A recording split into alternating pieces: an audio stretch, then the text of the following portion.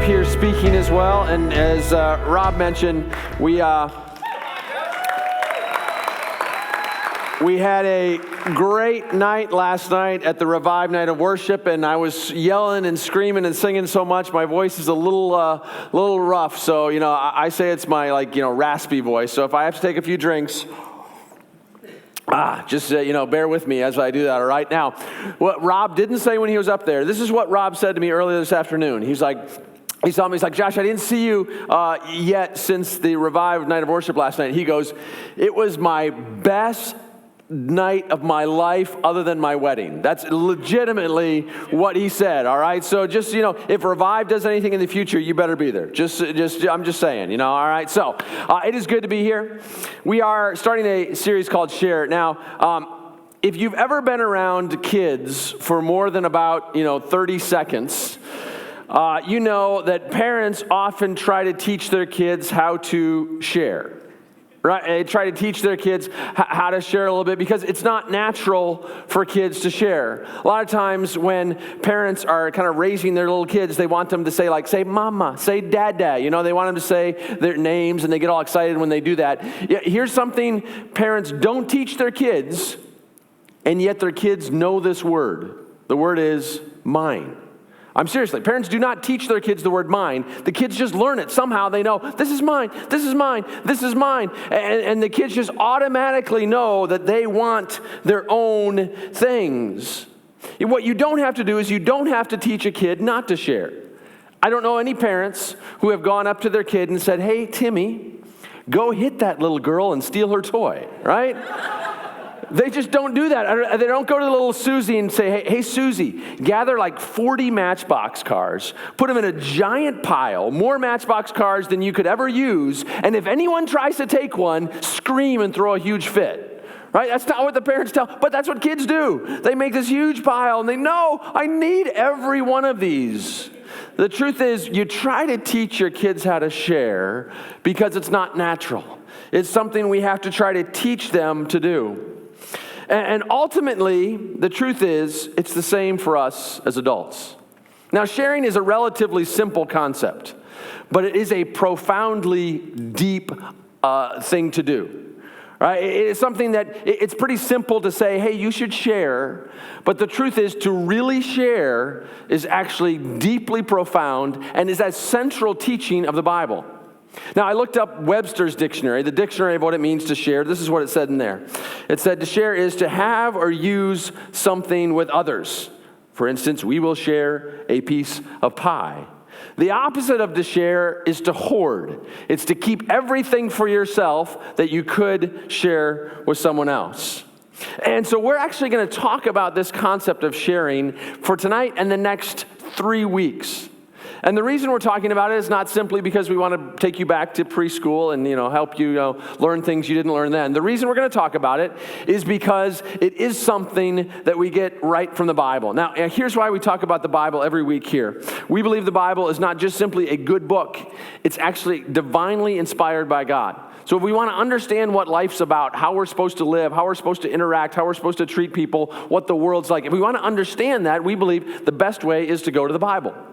And there's different ways you can study the Bible. You can read through the whole thing. You can read through a chapter. You can throw it open and point your finger. That's not the best way, but you can do that, But one of my favorite ways to study the Bible is actually to take one verse, just one verse, and say, all right, what does this verse mean? And what would it look like to actually live this verse out?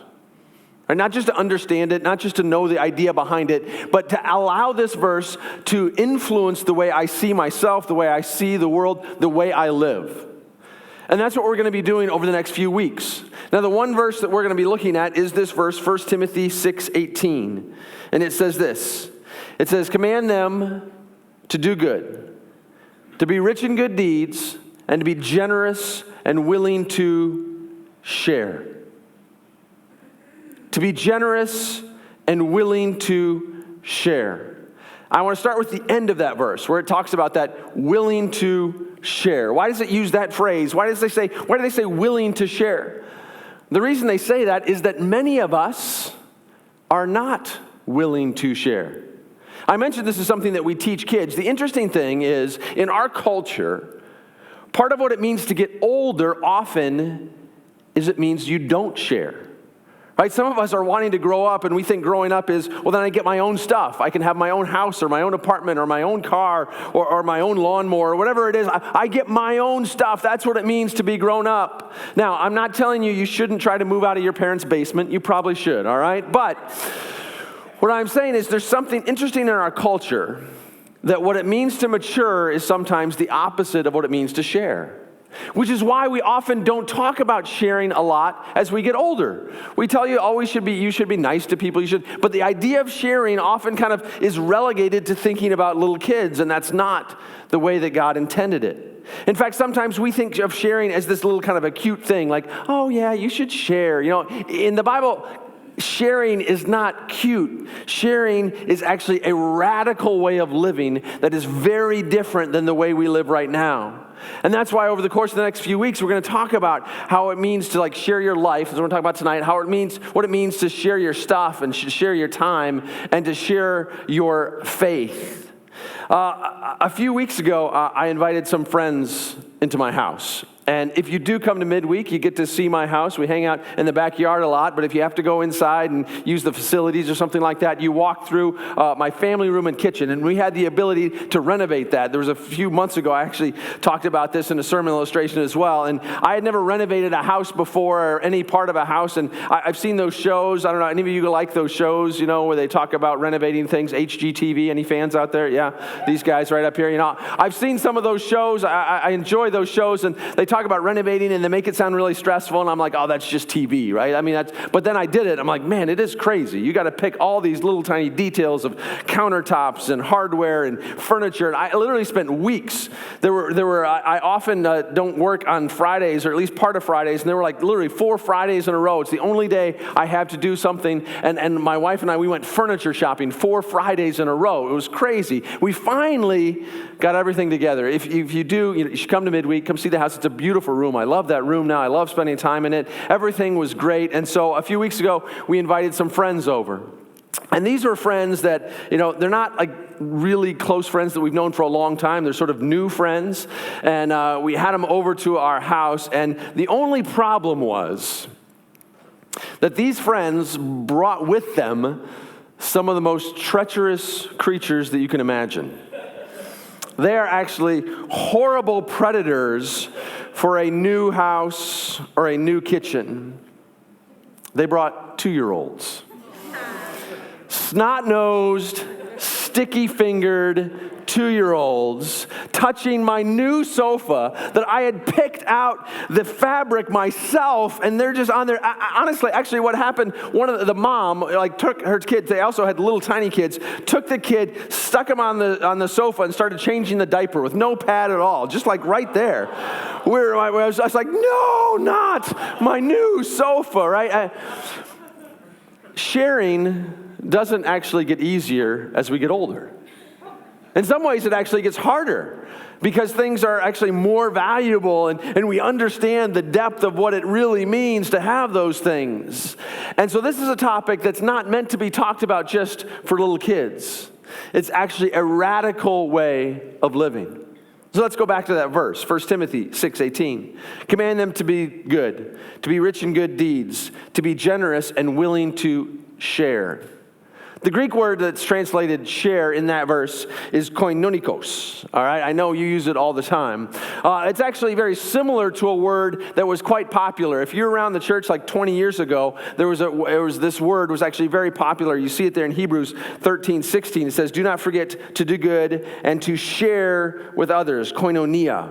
For with such sacrifices God is pleased. That word koinonia was actually a popular word. There was a group here at the church that was called koinonia. It was like a Sunday school group that got together. And the reason is because the word that we probably use today that is most similar to this word koinonia is the word community. And we talk about how community is so important, how God created us to be in community, how God designed us to be in relationships with each other, encouraging each other, spurring each other on. That's what it means to share the way the Bible says it. And so tonight what I want to do is talk about an aspect of sharing that is probably the most difficult for most of us.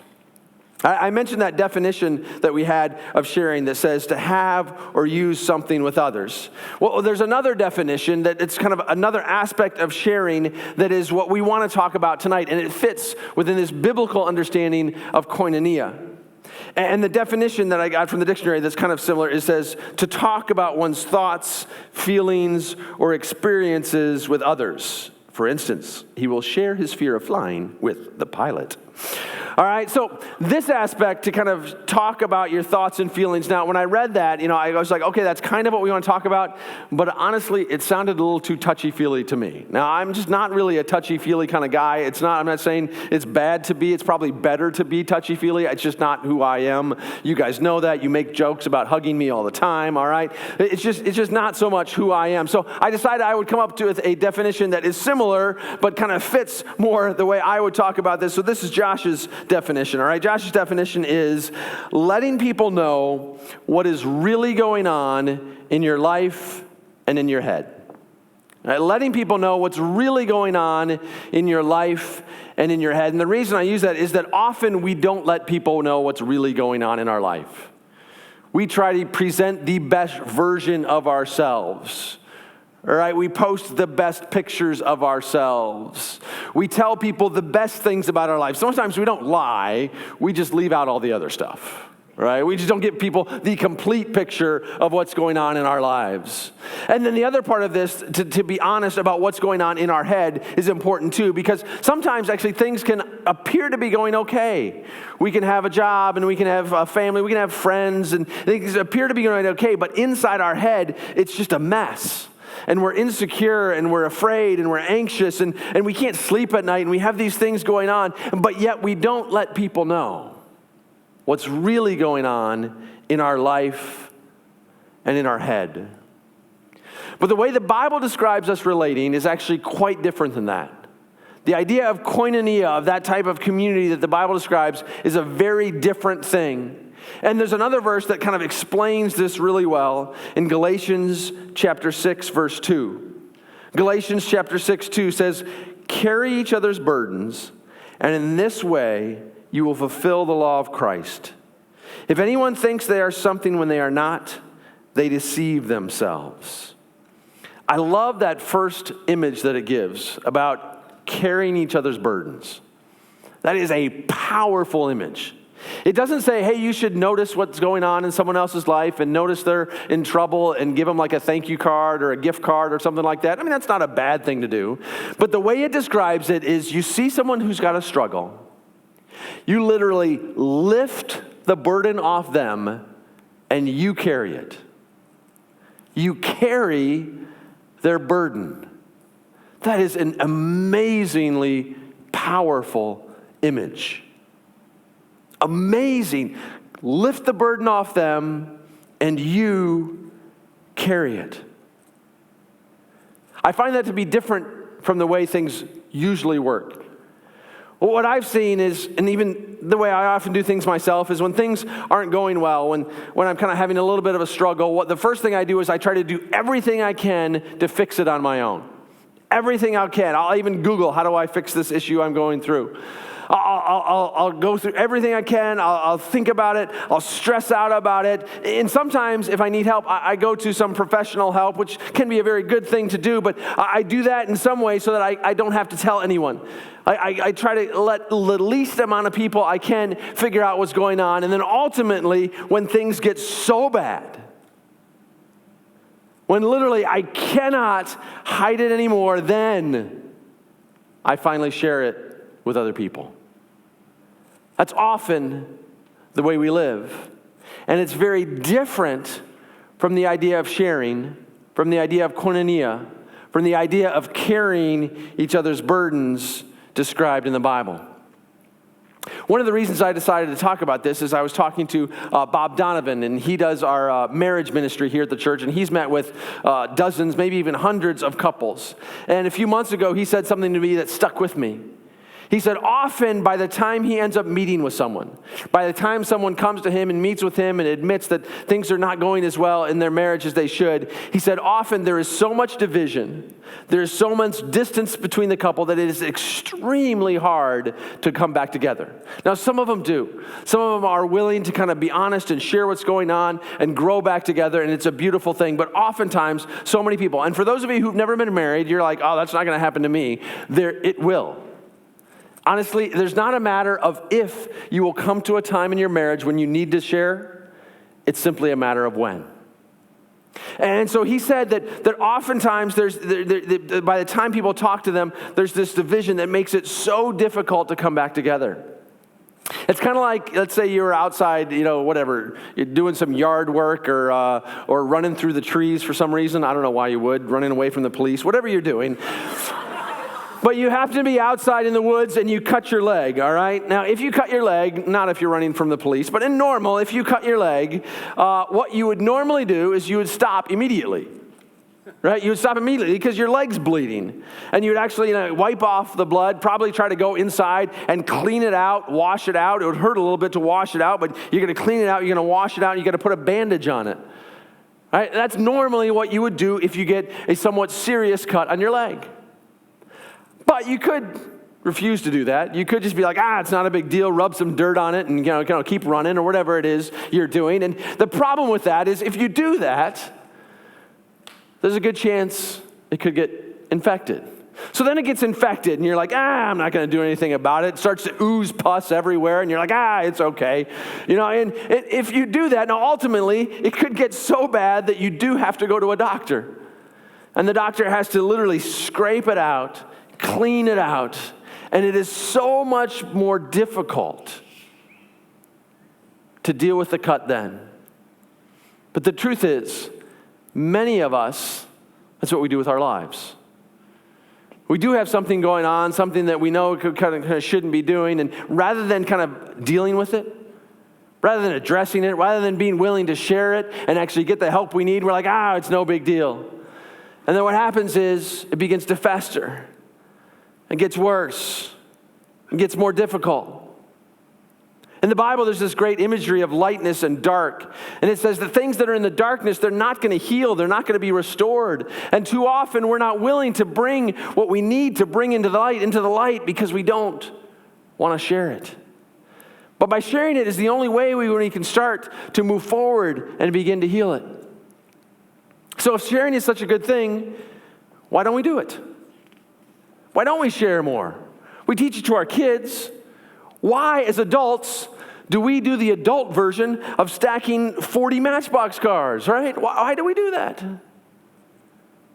Well, there are some, I don't know if they're good reasons, but they're reasons that make sense why we don't share. One of them is that we have too much pride. We think, I can't share because this isn't me. Like, even though this thing's going on in my life, this isn't me. And so I can't share that about myself. But what's interesting is if you look at this verse, I love the second part of this Galatians verse. It says, if anyone thinks they are something when they're not, they deceive themselves. Over and over in the Bible, it describes how we're all messed up. We all make mistakes. We all sinned. So if there's any one of us that thinks, I'm too good to be going through any of that stuff, Josh. I mean, I know there might be other people like that, and that's great, but that's not me. If there's any of us that think that, we are deceived. It's not who we are. All of us have things that are going on. Sometimes they're more or less serious. And so to think that, it's not me, it's just not right. So while we think that way, it's not a valid reason. Another reason we don't share is because we don't want to be that guy. And here's what I mean by that guy. What I mean is that guy that's always talking about all the things wrong with their life. And when they call, you see their name on the phone and you're like, I'm not talking to them. I just can't handle that right now. I can't talk to them. I can't listen to all their problems they have going on. I just need them to suck it up, right? I mean, we don't want to be that guy. And you all know people who are that guy. And you're like, I don't want to share because I don't want to be like that. And the truth is there are that guy people out there. There are people who can't see past their own struggles and literally talk about their own struggles and sometimes actually get affirmation and actually get attention because of their struggles and talk about it. So there are people like that. But the truth is, most of us aren't that way. And maybe we can actually help some of the people that are that way by sharing some of the things ourselves. Because the truth is, if you're worried about being that guy, you're not that guy. Right? If you're worried about being that guy and being the person who overshares and is needy or whatever, if you're worried about that, then you're not that guy. Because that guy isn't worried about that. That guy doesn't realize. And most of the needy people I know don't realize they're needy, right? That's part of the reason they do what they do. And so the whole encouragement to you is, you're not that guy. So we all can be a little more open to sharing. One of the other reasons we don't share is because we don't really want to work on the issues. Because it's hard to work on the issues. It's hard to deal with that. Even when you first get that cut, part of you doesn't want to wash it out, right? Because you know if I wash out that cut, it's going to hurt. And so part of us is like, maybe I shouldn't wash it out. And it's truth about ourselves too. We know that we have things going on in our lives that are going to be difficult. If I admit the stuff I have going on and actually have to deal with them and actually try to kind of handle some of that, like sometimes it's easier to just kind of push it off to the side. But the problem with that is it usually just makes things worse. Right? Like the wound that you get that you don't deal with, if you kind of push it off to the side, it gets worse. And oftentimes other people know about those issues that you're trying to hide too. And so the best thing to do is just deal with it at the time. They mentioned that Rwanda applications are due. I was in Rwanda a few years ago, and we had an afternoon that was kind of a free time, and we went to the edge of this lake. It's a beautiful setting. We're able to go swimming and jump off a little cliff into the water, and if you're really kind of adventurous, you climb up to the tree that's kind of, it's not actually going over the cliff, so you have to jump off from the tree. It's really kind of an awesome, kind of crazy thing. But so anyway, we were doing that, and somebody brought a football, so we were actually playing football and running around, and at one point, there was this rock, and I was running to catch the football, and I scraped the bottom of my foot on the rock. And what I did is, I'm not sure how many layers of skin you have on the bottom of your foot, but I shaved off like all but like the last layer. So there was like, it was like, it wasn't actually bleeding, but it was like this big pink circle that was really kind of raw right there on the bottom. And we were in the middle of Rwanda, and there was this lake that supposedly had all these parasites and things that are not necessarily good for my body. And so what I decided to do was take hand sanitizer and put it on this like wound I had on the bottom of my foot. Some of you have done that before, huh? It like stung, it killed. It was like, But the good news was, my foot didn't get infected, healed up fine, limped for about a day, but I made it through it. And again, there are times when we just need to deal with what's going on.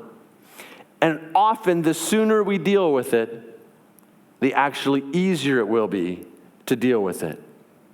Now, one of the other reasons we don't share is because we have this fear that if we share, people will reject us.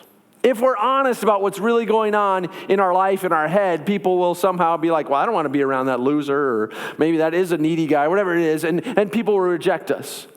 Well, I'm here to say that is not who we are going to be as a church. It can't be. Because if it is who we are, if we're the type of church where people come and they're actually honest and share, and we don't accept them and we reject them, then we actually are not a church. Because a church has to be that way. In fact, look at this verse here, right? It says, carry each other's burdens, and in that way you will fulfill the law of Christ. You know what that means? If we don't carry each other's burdens, we are not fulfilling the law of Christ. We are not actually following Jesus with our lives. We are not what God created us to be. We can't be a church and not carry each other's burdens. It doesn't exist. It's an oxymoron. You can't put those two things together. Unfortunately, sometimes we try. But it can't be, and we will not be. If you find someone who says they're rejecting you because of that, bring them to me. I'll slap them. Not really. I'll have Rob do it, No, but the point is, we will not be. We have to be a place where you can come and be honest about who you are, and then allow ourselves to work together to be who God wants us to be. That's who we have to be as a church. And so we need to share. We need to share. We need to share because it brings the issues into the light, and we have to bring them into the light in order to begin the process of healing and moving forward. We have to share because in order to do that, we stop the spiral of shame. One of the other things that often happens with this is if we have things going on in our life that we're not very proud about, that we don't really want to tell people about, we have shame because of it. And because we have shame because of it, we don't deal with the issue. And because we don't deal with the issue grows, gets even worse. And because it gets even worse, we have more shame in the issue. And there is the spiral of shame. But the antidote to the spiral of shame is sharing. Right? The antidote to the spiral of shame is actually being honest to somebody about what is going on in your life, and so that you can ultimately move to be able to get the support, the encouragement that we need. That's who we were created to be as a church. That's what the church was designed to be like. If we are going to be a community that's sharing, it will take vulnerability and sensitivity. It will take vulnerability and sensitivity. It'll take vulnerability because we actually have to be honest. We're going to have to step over that line that says, I actually will share what's really going on in my life and in my head with someone. I'll take the risk. I'll clean out the wound right now. I won't put it off till later. I'm going to be open and honest and vulnerable about what's going on. And ultimately, then, we have to be sensitive as well. Because so often what happens is we look at people and we're like, man, that issue that you're dealing with, that's really messed up. I may be dealing with a few things, but it's not that messed up. So I'm thankful I'm not as messed up as you. We don't say that out loud, but that's what we think in our head. That cannot be. That cannot be who we are. Not only that, we have to be a people who are actively looking for how we can help people out with what's going on in their lives.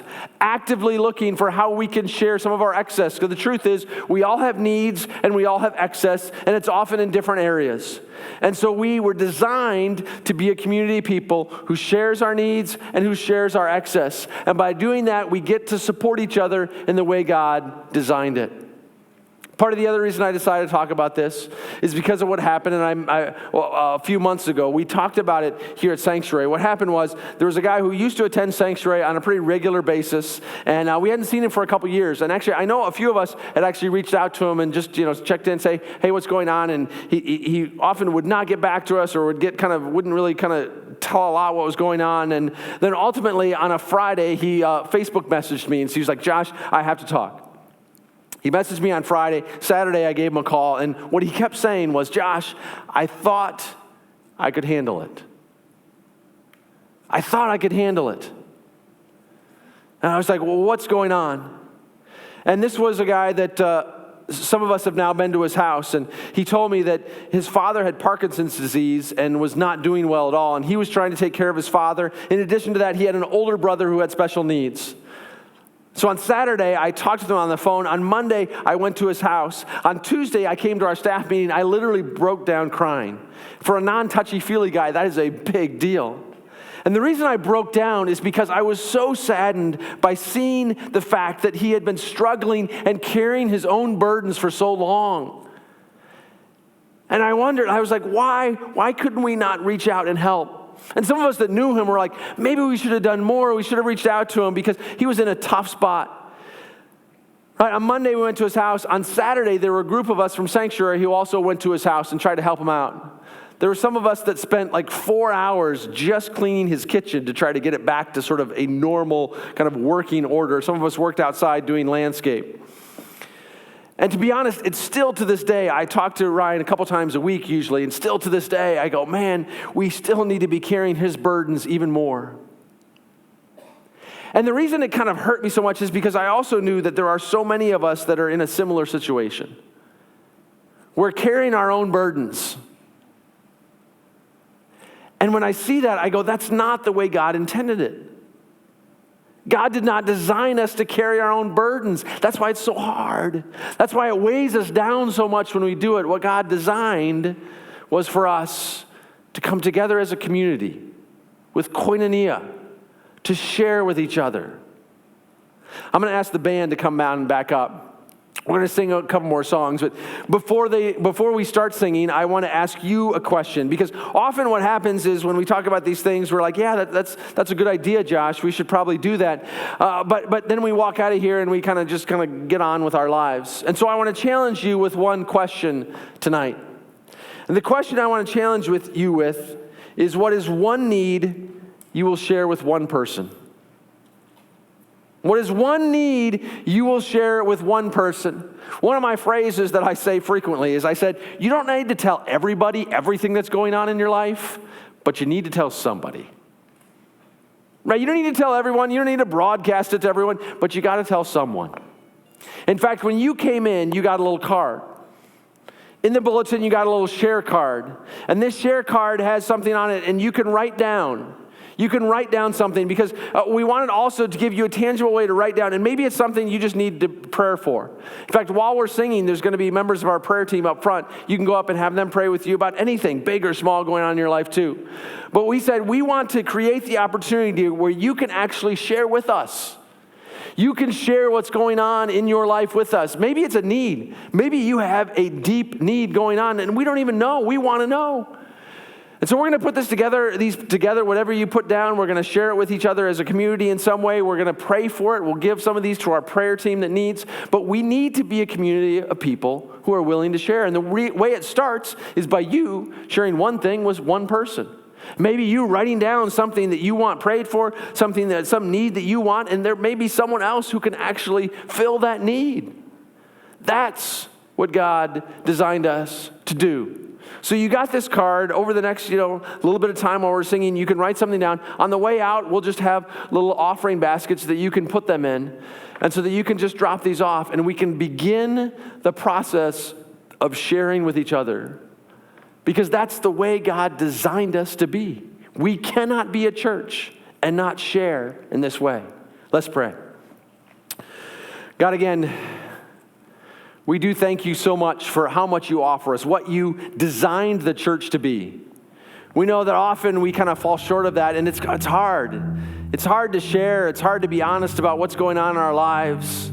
So I pray that you'd give us the strength to truly step forward, to step into being that koinonia, that sharing community that you designed us to be. God, I pray that even over the next few weeks as we start to talk about this, you will give us more vulnerability, more sensitivity to each other, more of an ability to be willing to share and willing to step up and meet the needs of each other.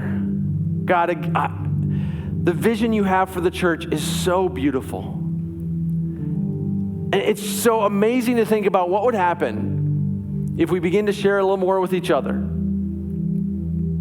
If we get to be known as a place where you can be open and honest. If we begin to share a little bit more with people outside, both of our excess and our needs.